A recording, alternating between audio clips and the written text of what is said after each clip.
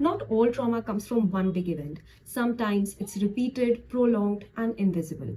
If that resonates, it might help you better understand complex PTSD and how to begin navigating it with more awareness and self compassion. I want to be clear, I'm not a mental health professional, but whatever I'm sharing here is learned from books, from psychologists, from psychiatrists, and from my own lived experience. My intention is not to diagnose or replace therapy, but to offer perspective, insights, and perhaps a sense of not being alone.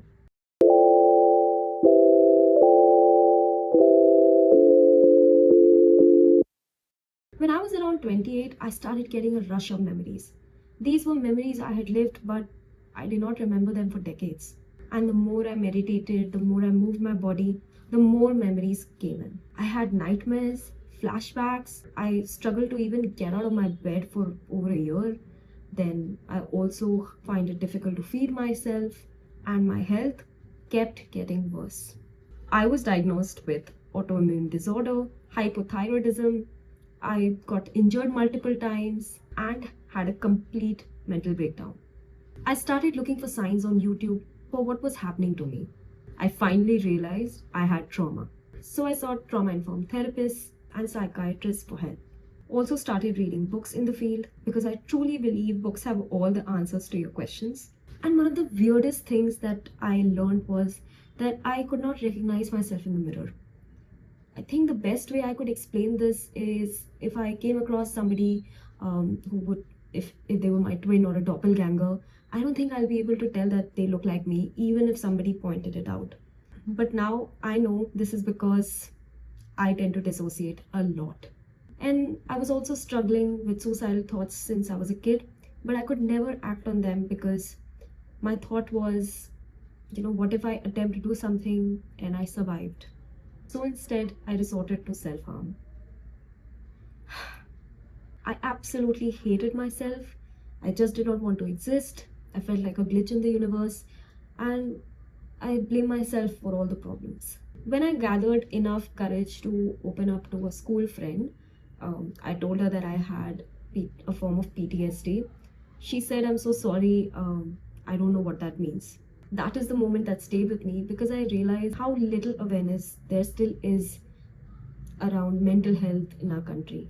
So here's what we know about complex PTSD. Firstly, it's different from PTSD in the sense that it doesn't usually come from one single traumatic event.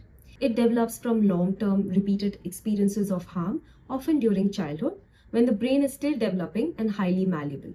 It's not just about what happened to you, but also about what didn't happen. The absence of safety, the absence of support, being left alone to deal with your problems, the overwhelming emotions and situations no child should have had to handle by themselves.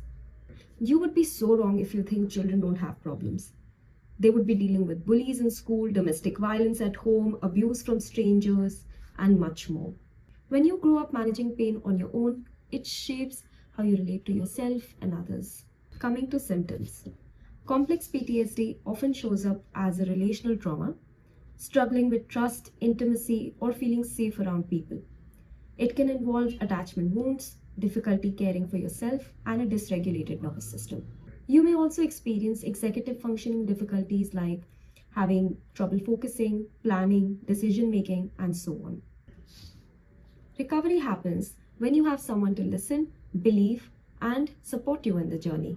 It can be anyone you can trust, a family member, a friend, a psychologist, maybe a teacher, or someone from a support group. If you feel you need help, please reach out because you cannot heal from CPTSD alone. And we are not meant to be alone and isolated as humans. Yes, some people might avoid you, they might feel weird that you're trauma dumping, they might stop talking to you altogether, but we all need someone to keep us going. I'm going to take a grounding break now. Feel free to join me.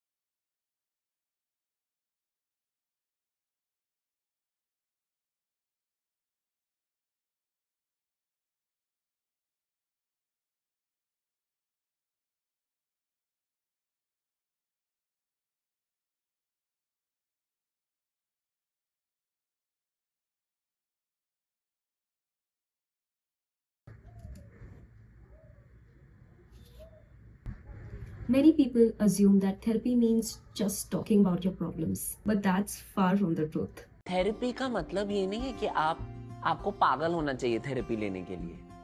Therapy so that आप पागल नहीं हो। There are many types of therapy, and they work in very different ways, especially when it comes to trauma. For example, I tried cognitive behavioral therapy and it didn't work for me.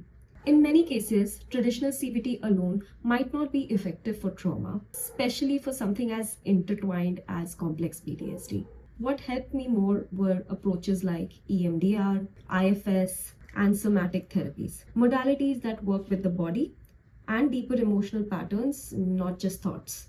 Recovery is about finding what feels safe and regulating for your nervous system. If being around people feels too overwhelming, consider spending time with animals. Animal assisted therapy, equine therapy, volunteering at a shelter, or even having a pet, only if you're able to care for one, can be incredibly grounding.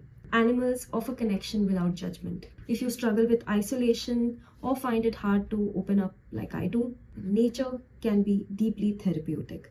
Go outside regularly. Touch trees, sit on the grass, lie down and look at the sky, be near water if you can, smell flowers. Let your senses slow you down. Sometimes healing begins with simply feeling the world around you. Also, do one small thing every day that gives you a sense of agency. One thing that reminds you that you have a choice. It could be painting, pottery, crocheting, reading, walking, journaling, anything that brings a little bit of joy or relief and makes you feel less shitty about being alive. I always knew something was going on with me, but I couldn't point out to what it was.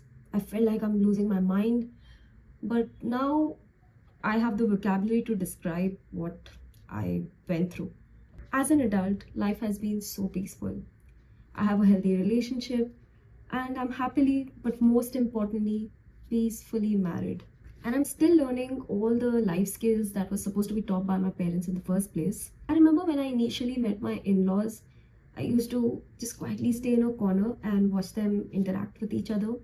And it felt so unnatural seeing them have a conversation and be genuinely interested in what they had to say and just talk to each other without insulting, humiliating, or trying to hurt or kill each other.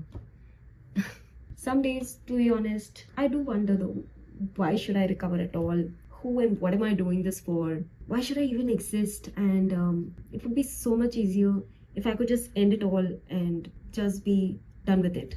But then I remember all the things that I haven't done or experienced that I will miss out on. The places I haven't been to, the food I haven't tried, the books I haven't read, the experiences that are yet to come. I would love to go for skydiving, do bungee jumping, learn skateboarding, and get all the tattoos that I've planned. If I put a full stop to my life, I don't get to live that or do any of it. So make your bucket list and include all the things that you want to keep living for, things that will encourage you to keep going even on your worst days. So I read a book. This is by Pete Walker, Complex PTSD from Surviving to Thriving.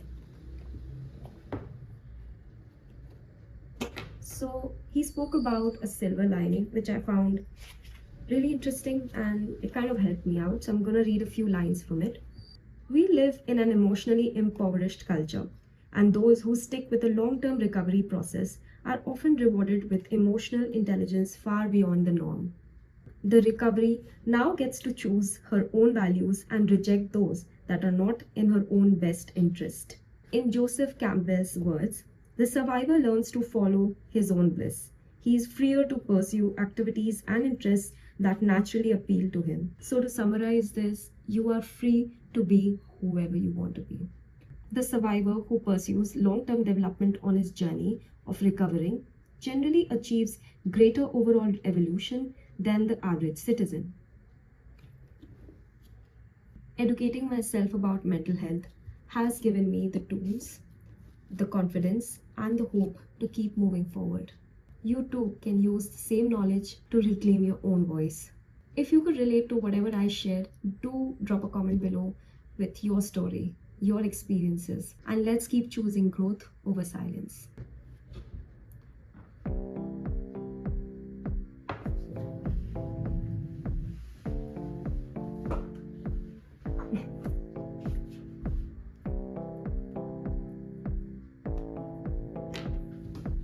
This is a cool t-shirt, right? Yeah, I designed it. The idea was from Etsy, but I designed it.